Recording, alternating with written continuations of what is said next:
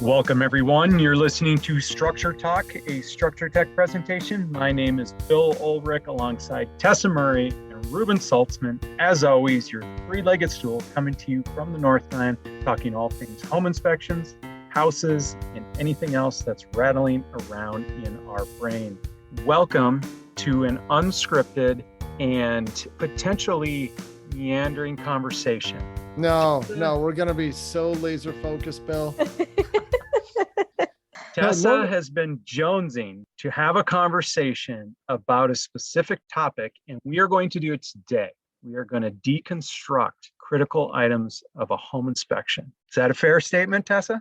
Yeah, this kind of came about as part of the class I was teaching for the building science students at the University of Minnesota this spring with Pat Hellman, and trying to kind of show them what we do as home inspectors and kind of touch on how, building science integrates with that. And it made me think about, what a home inspection is, what it is not, and how it overlaps with building science and kind of where the gaps are. And so for that class, I was kind of, showing the students of all the potential defects that we can find when we're doing a home inspection and how we look at all the different systems. We look at roofing, siding, windows, grading and drainage. We look at structural things, plumbing, mechanicals, electrical, all these things and how they fit together. But really, kind of this unique skill is to be able to put all those pieces together and try and figure out, what things are working or not potentially working in a house.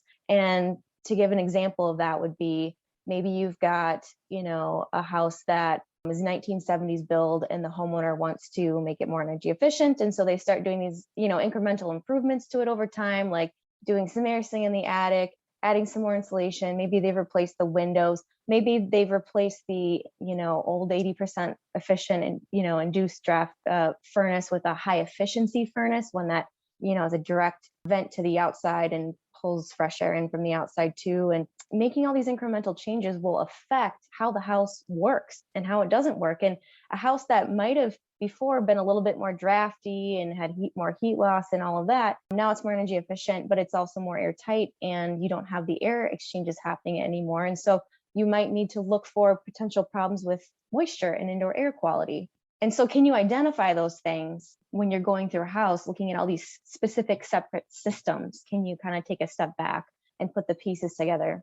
This sounds like it's a concern for you for this industry, that maybe we're not talking holistic enough.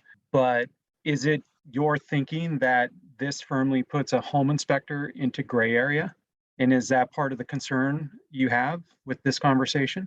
Yeah, it's really what I'm talking about is kind of, I think it's arguably outside of the home inspection standards of practice. Is that a bad thing? And that's a great question, Bill. I'm glad you asked that because I think there's a lot of things that homeowners expect when they're living in a house. They want the house to be safe. They want it to be healthy to live in. They don't want it to make them sick. They want to make sure that it's comfortable and that it's energy efficient. And those are all things that are really kind of outside of the scope of what we're required to identify and report on as a home inspector. But isn't this something that most homeowners would really want to know about? Isn't this useful information? I think it really is. And I think there's this need out there where there's, homeowners are having problems with their houses. They have ice dams or they have mold problems or they've got air quality concerns or comfort issues and they don't know where to start. And, our industry is so chopped up. We've got people that specialize in just mechanical systems. We've got people that specialize in just roofs, people that specialize in just plumbing. And who's looking at the house holistically to see maybe all these different variables that are contributing to these pain points of homeowners and who can help them. And I think that, home inspectors are positioned in a really unique opportunity to be able to kind of take it to the next level and assess a house holistically and help people that have these issues and questions. Does this home inspector you speak of need to come out of a training program like you did that is a building science? And now I have a follow-up question for Reuben after you answer that. There definitely is some sort of additional learning that's necessary that tacks on to what you learn as a home inspector. And how you get it could be, I think, lots of different avenues. For me, I did the building science program at the University of Minnesota, but for me, where I really learned a lot about just the practical application of building science and what that looks like when it works or doesn't work in a house was actually, when I worked for an insulation company and a building performance company, and I was, doing the diagnostic testing and really seeing hands-on what worked and what didn't work and what failed and what didn't in houses. And so to answer your question, Bill, I think there is some additional training that's needed, but what that looks like, I think has not been completely mapped out yet. Reuben, how do you feel about this conversation, and how would this fly at a convention of home inspectors? And Tessa just throws this grenade into a room of people who, by and large, have followed a set of guidelines for doing their work. Well, it all depends on how you present it. If you present it as something where this is something you should be doing and you should have always been doing this, not well at all, that'll be a lead balloon and she'll get booed off the stage. But if you more present it as something where, hey, here's more information, here are some tools that you can use to do your job better, people will be extremely hungry for it and they'll want a lot more. I mean, Tessa, I've seen Tessa present on this, and you look at the faces in the crowd, and for people who already understand building science, there's a lot of head nodding, a lot of agreement, a lot of smiling, people get it. And then for other people where this is more new to them, they've only been inspecting for a few years, it's like their mind is blown. I mean, their eyes are just wide open and they're sucking it all up like a sponge. So, I mean, with the way that Tessa is talking about this, it has been very well received. Is there an appetite to put it into practice? You asking me? Yes. An appetite amongst home inspectors? I think this is the conversation where I bogged down a little, or this is the point where I bogged down a little bit in the conversation, not because I don't think what Tessa's saying is really important. It's knowing the industry likes to hold tight to the standard. That's outside of the standard. This is what I do. If I go outside, that opens me up to potential liability. If I stay over here, I know what I'm getting.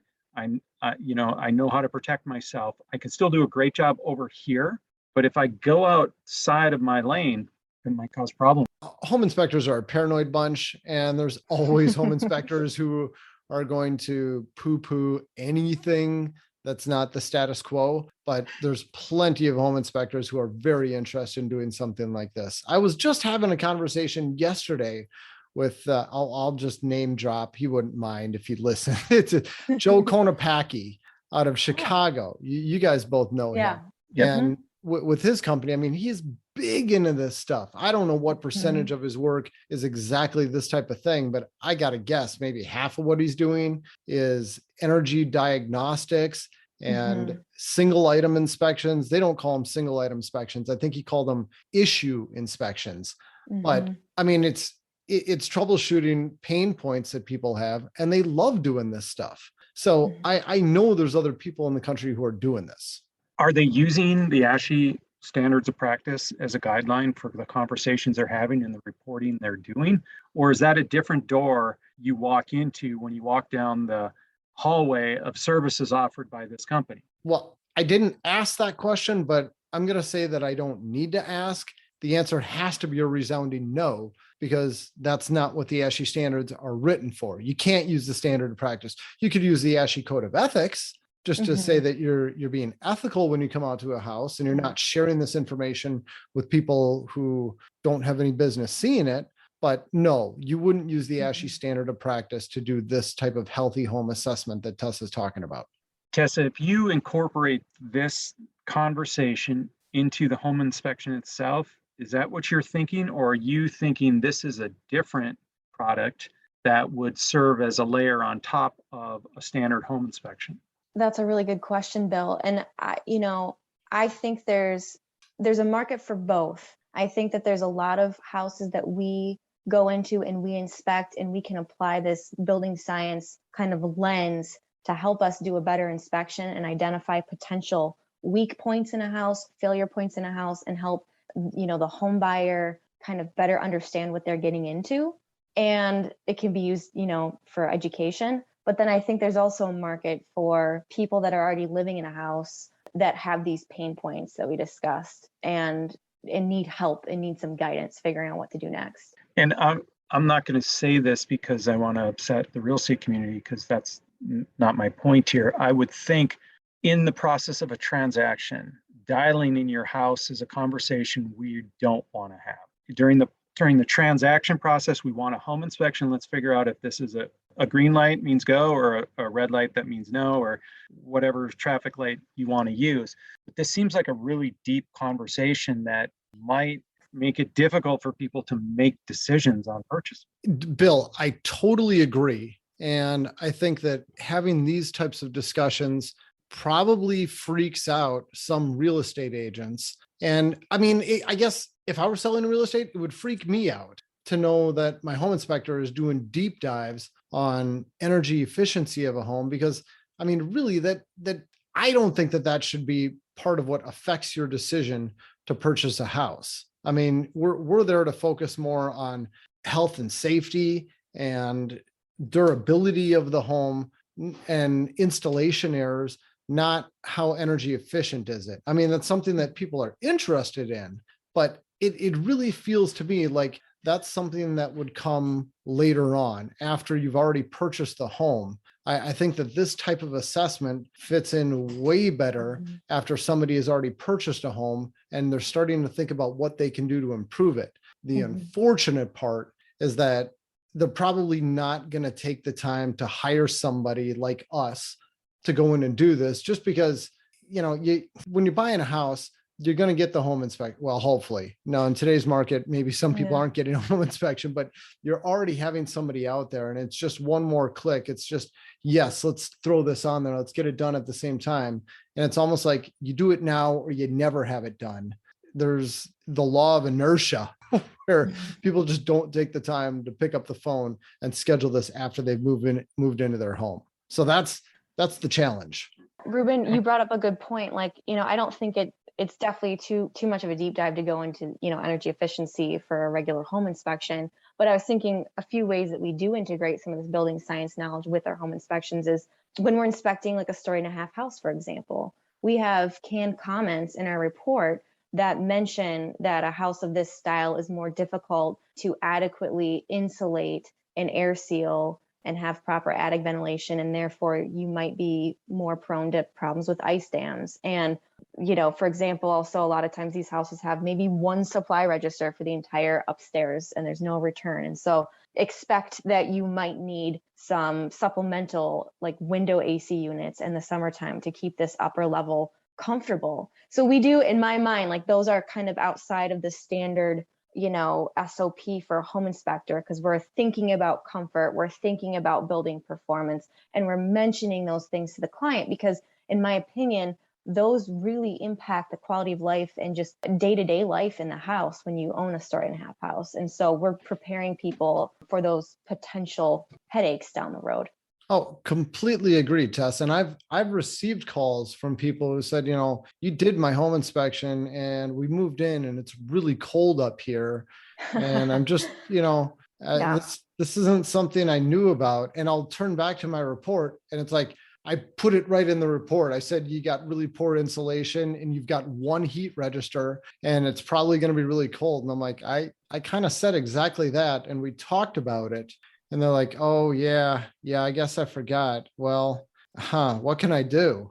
It's like, then we go over the options and no longer accusatory. Like, hey, you didn't tell me about this. They're like, oh, well, you did tell me, but do you have some advice? So it really changes. And in every one of those cases, I'm really glad that I gave them that extra information ahead of time. Yes, that's back. And I think one thing that we can do is we've talked about how we're kind of going above and beyond the ASHI SOP when we're thinking about a standard home inspection. And part of being a good home inspector is being able to integrate all this stuff and communicate it effectively to a client.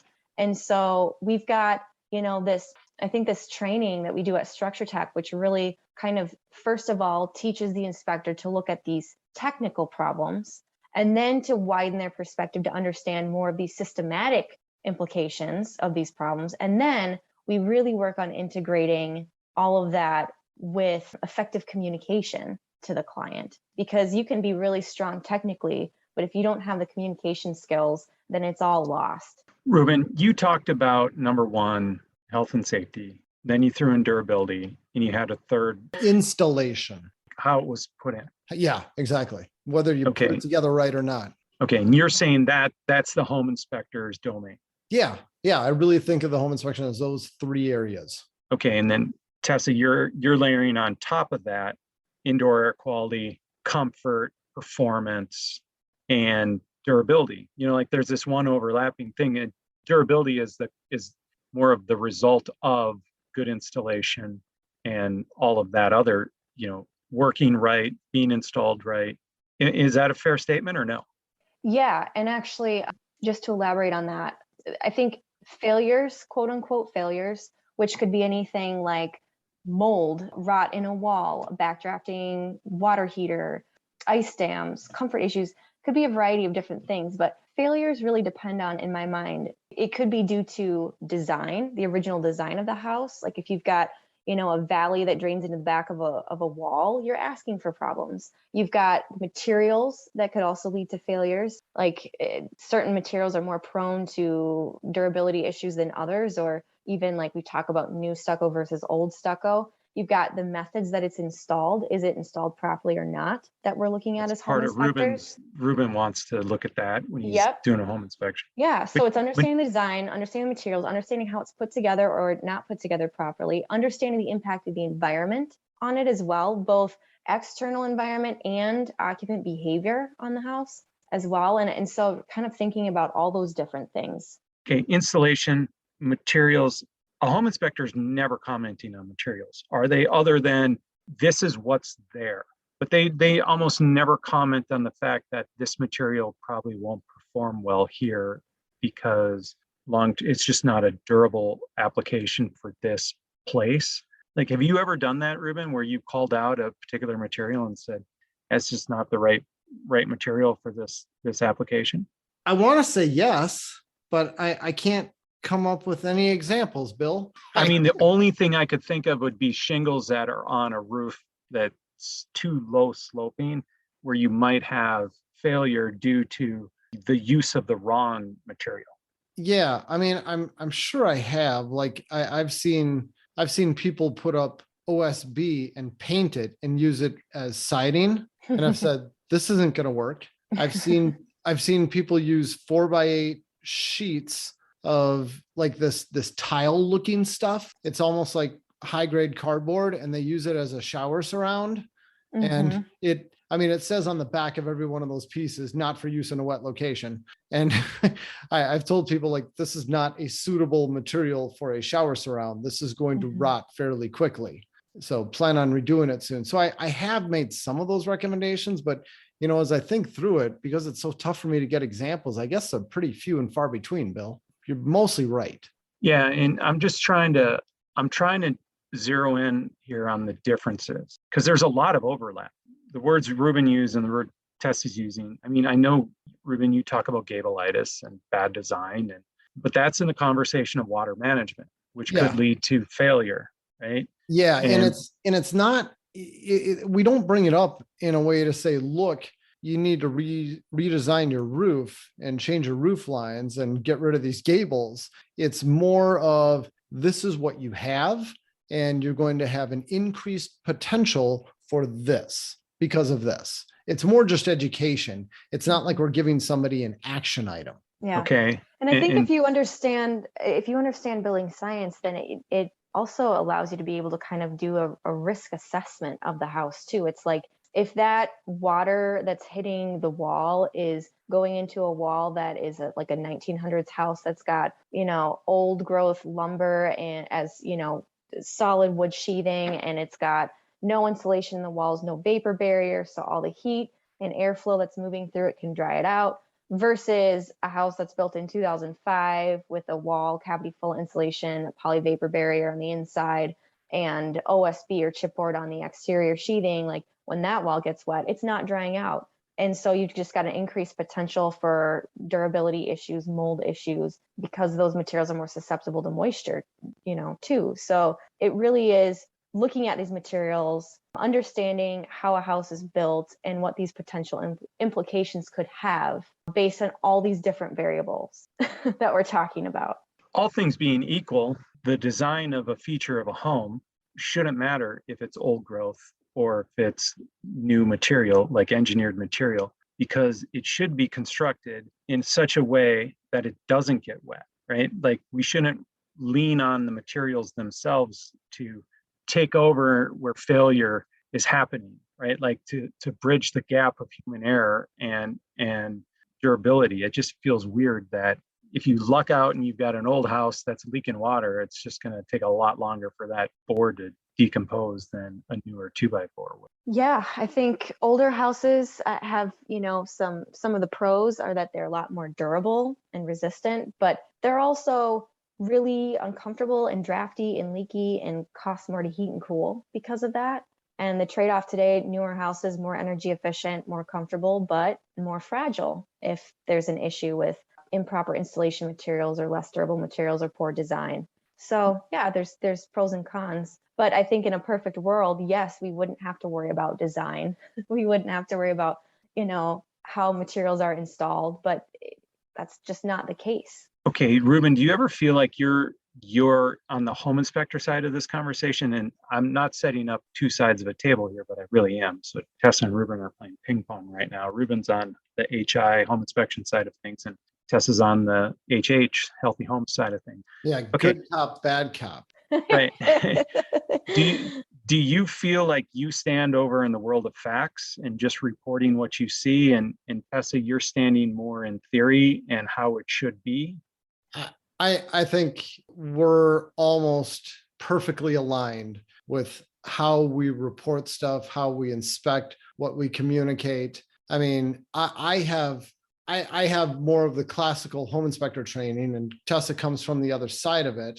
But once we've merged what we do, I mean, there's so much overlap. So no, really, I don't think so. I think we're on the same page. Tessa, What do you think? I agree with you 100%. Yeah. And really, it's kind of funny. Somehow we got a little bit off track. Initially, I was really excited to talk about how we communicate our findings to clients and how to try and break down into different categories of defects in a way that's understandable for clients and to do that effectively. And really, as you can see, a big part of this is just how do you assess a house in the first place? What kind of defects do you find? What defects do you look for? And what do you tell your client? And so we're having this conversation about building science because really I feel like it should be integrated into just your overall kind of assessment of a house. Tessa, I think that's a great place to just jump in and say, time out. I think it's a great place to end this discussion. You set it up, but part 2 of this conversation should really be going deeper and deconstructing the communication and how the home inspector wants to report it, how the healthy homes person wants to report it. Is that fair to say? Yeah, I think there's another discussion that we can have about basically how to formulate these home inspection defects in an effective way, depending on the type of client you have. Tessa, that is a fantastic summary. I think that's a really good stopping point because that's going to be part 2 of this series where we do a deep dive into what's a big deal and what isn't, dependent upon the home and dependent upon our client. Because let's be realistic, we can have the same defect and we can report on it 2 very different ways depending on what house we're looking at. It's all about putting things into perspective. And that's what part 2 of this is going to be all about. Well said. Yep, well said. Okay, you've been listening to Structure Talk, a Structure Tech presentation. My name is Bill Ulrich alongside Tessa Murray and Reuben Saltzman. Thanks for listening. Tune in for part 2. For more information on how we can provide you with the right information about your home before you buy or sell, contact us at structuretech.com.